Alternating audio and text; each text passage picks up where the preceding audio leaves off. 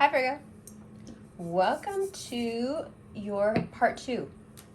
So it's not really an extended because now we're going to take a completely new look at what happens in January. And for those of you who are getting the Jupiter reading, it's basically like your early January reading, because then the January readings are just, well, not just, but they're 2023 readings. They're like for the whole year coming up. So you're first on January 2023. Let's take a look. It's totally intuitive, not doing the astrology with this at all. Old school. The Tower and the Eight of Cups. Your crisis doesn't end until you decide that you're no longer emotionally invested in it. And some crises moments can be completely reimagined. As long as you can lose that emotional charge that the events are carrying. The Eight of Cups is you deciding what you want to keep, what you want to walk away from. It's a painful separation. It's reluctant, but it's also one of the times in your life where you're the most sure. So whatever this chaos is, including for some of you, changing living situations, I would say embrace it and try to live up to your standards. Try to live up to your very critical, discerning nature. Now, for those of you who are being uprooted in terms of home and family, the Eight of Cups is asking you how much of this is a surprise. Because these cups have been filling up for a while. Did you know? And if you didn't know, how disengaged have you been from your own life that you couldn't tell that this Tower moment was coming?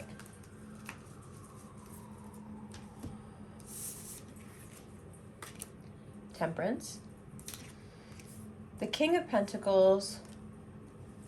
You. The Six of Wands. The Chariot. The Ace of Pentacles. And the Eight of Swords. You ever get that feeling that when one part of your life is working out, another part is falling to shit, and it makes you feel like you can't have everything at once? It's like you always have to sacrifice one thing. That's what this is giving me. So, that Tower moment can also be you coming to terms with the fact that you just don't have the same feelings anymore. And, you know, Sag season gave you a little bit of that charm offensive that they have in abundance. You may have found a way to smooth your way out of it, or smooth talk your way out of a reality that everyone knows is just, you know, it's obvious now. I think everybody involved in your living situation knows that you're not into it. For some of you, this directly translates to just not feeling who you're with, who you're supposed to be with, who you promised to be with, whatever your situation is. The obligatory nature of the connection is beginning to bother you. Now, the funny thing about the obligatory connection is that this is something that happens mainly in your head. People change in your mind from being vital sources of energy and amusement to being a drain on your energy. And it has everything to do with choice. When you want to entertain somebody and it's a choice, you feel like their energy brings you a lot. It gives you a lot. But when you no longer feel like obligating that, being obligated to that choice, everything about that person or everything you have to do in accordance with that choice becomes an irritation. So while Virgos are known for living up to their obligations and their word, they don't do so happily. And I think for some people, me included, this is a huge issue. Because from my perspective, I don't want you to do the thing just because you have to do it. From the Virgo perspective, you should be happy that I want to do it. You should be happy I'm doing it. You should be even more happy that I'm doing it, despite the fact that I don't want to do it. So it's two very different ways of thinking. Regardless, whatever in your situation has made you feel obligated and it's switched that way in your head, it's like you can't stop thinking about getting away from it now. It can be consuming. It may have consumed you for most of Sag season. And here now with Jupiter in Aries, we have this abundant energy that wants you to do exactly as you wish. And what it looks like, what you wish more than anything else, is to get away from where you are or where you have been. For some of you, this translates as really healthy ambition. You're driven, you're busy, you're running from the demons of your past, you're running from, what you used to be when you weren't as focused. But more than anything, it's just inspiring. You're looking forward. And in a few days, in 9 days from now, Mercury will go retrograde. And for you, especially when it comes to a very volatile connection that you willingly left behind, I think you may surprise yourself at your own behavior. Jupiter in Aries makes you bold. It makes you feel like you can do things that you know you can't do. But because you feel like you can do them, you might get away with them. And that's always fun. The best part about this is that even if you throw caution to the wind and really do go back bravely towards a fate that you decided was not going to be yours, you're headstrong and lucky enough to actually get somewhere. Especially if the person you're dealing with has air in their chart. The more air they have in their chart, the more you see them in a different light. The Geminis especially are coming up very dominant here.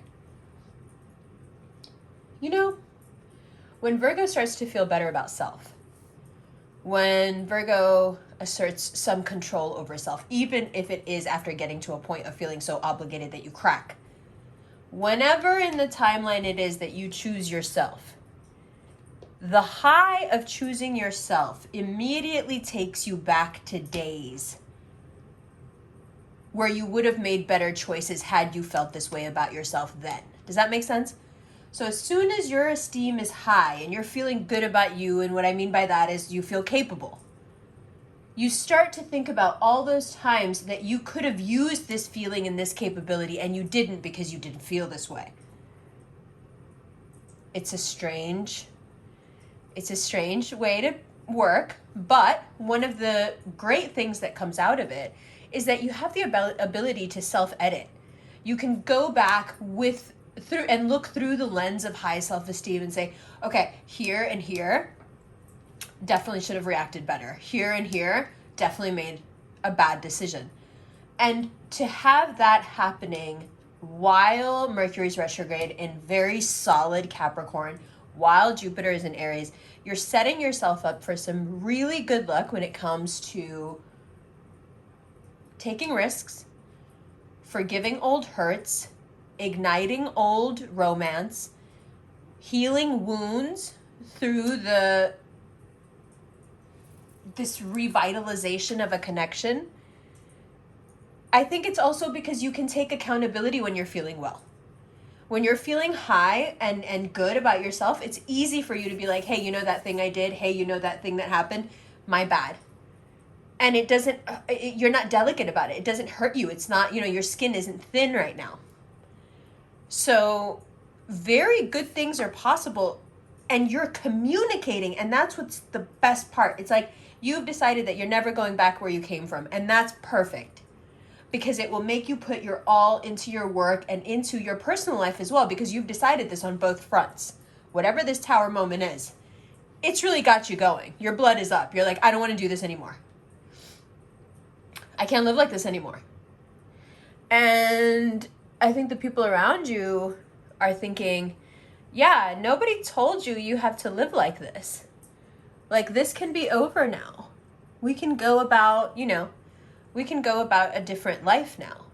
You're the one who's been hell-bent on it being the way that it is because you thought that's what it meant to be a good person. You're going to diligently stick to the script. That's what we're supposed to be doing. Okay, that's what we're going to do. And then the tower moment happens and it's like, okay, maybe we're not going to do that. Now, when it comes to this Gemini energy, the best way to communicate with this person is to address them and talk to them at the same level of respect and self-affirmation that they've got going on. So if you're trying to do the charming, kind of snarky, self-deprecating thing, yeah, that'll work. But as soon as it turns into poking fun at the other person, in this case, the air sign, that'll go badly. So what I'm trying to say is your usual tricks here won't work when it comes to charm. Now, if there is some connection from the past, whether it's a Capricorn or a Gemini, they want something more from you than just, oh, hey, I have your attention again. And I think it's because in the meantime, the people you have lost touch with have grown. Their connection with themselves has grown. And I think that's part of why you're attracting them back into your life to begin with, because you're seeking that same thing. You want your connection with yourself to grow as well. You want to know what the secret is. You want to know what they're doing. And it's like you can instinctively tell that they figured something out and you want access to it. The cool thing is that having access to it, whatever they figured out, is tantamount to having access to everything. But it does require you going back and, telling some truths about a situation that you have regrets about, confusion about. Maybe you left somebody else in a confused state. Maybe you really took a lot out of someone and they've had to build themselves back up. This Scorpio and this Leo, just building themselves back to baseline of what they used to be. Jupiter and Aries helping them out as well. Now, if you're intending on reaching out to either one of these people, I would say hold up a minute. They're in quite some pain and need to rebuild before, and they need something solid. They need something more solid than what you can give them. So you can try, but I think all you'll realize from trying is how empty some of your cups are as you see their cups so full, or you see them recovering, right? Now, when it comes to your finances and the more traditional aspects of your life, you may feel really curtailed by the things that are expected of you right now. You may be transitioning from school to work or single life to married life, whatever it is. There you see this long road opening up ahead of you. Keep your cool. Do not overreact. The High Priestess is like, don't react at all. You don't know the full story yet. This direction is going to change a bunch more times. Nothing is in stone. Nothing is solid. You will get the chance to live or lean into this adventurous spirit more than you think. But in the meantime, it would be nice to explore what it is exactly that's holding you back. When it comes to being more adventurous, or when it comes to opening your mind to new ways to live, it's not anyone else that ever holds you back. It's you. And I think it has something to do with you liking the accumulation, liking accomplishment, liking to build things up, and that isn't really amenable to change. That's not a lifestyle that's very amenable to change. It's not very open to change. It's not very conducive to change. But you need it nonetheless. So these aspects of your personality, they're warring with each other, right? Because one side of you really needs to build things up to feel safe, to feel secure. And the other side of you is just bored to tears by this and really needs something more, but can't do without the security as well. So it gets very sticky. In January, you're going to find that there's somebody that you may owe something to, and they have a lot to say about it. And you may want to create a communication with them, a love between you again, or you may want to, this is someone, it seems like something financial. And I don't think that this is a good idea. I think whatever it was with this person, especially if it's something financial, I think that financial wounding is still very present. And I think it can easily turn into a pretty painful situation, pretty mean, I would say. Okay, so just take it easy with that. If there is somebody out there that you owe them money, or they owe you money, or if this is your mom and you owe her money, try not to get too into this right now, and try very hard not to feel entitled to it. because I think that's where most of the issue comes from. Now, there are areas of your life that you need to balance in January, and they have to do with the way you're feeling around your success and good luck. Like I said, it does make you think of all the times that if you were feeling this good then, you would have decided things different. And if you let yourself, you can fall deeply into that hole. Or, you can just let it empower you and give you a sense of purpose and fill you with love and fill you with good luck and good vibes. That's up to you. You can choose to be unhappy right now. You can. But there is every reason in the world in January for you to feel the abundance and the support of the people around you. But you could be upset that you didn't have it before,